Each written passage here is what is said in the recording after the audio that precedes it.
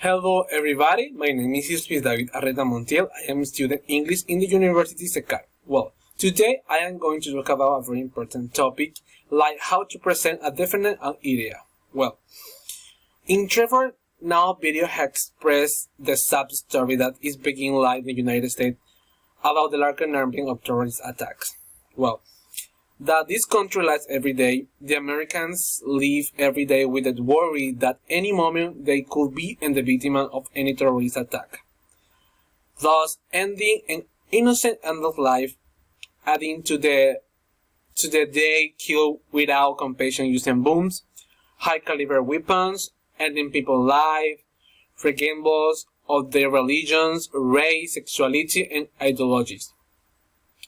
Well, therefore, if the country took the armed control initiative, it would be a feasible solution for the reduction of the murders.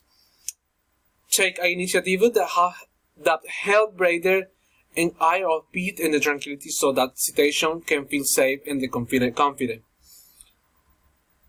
In conclusion, I want to point out that it's very important for the country of the United raise awareness of the importance of giving country the use of weapons in the order about the attacks. This is my opinion about this video. Well, thank you.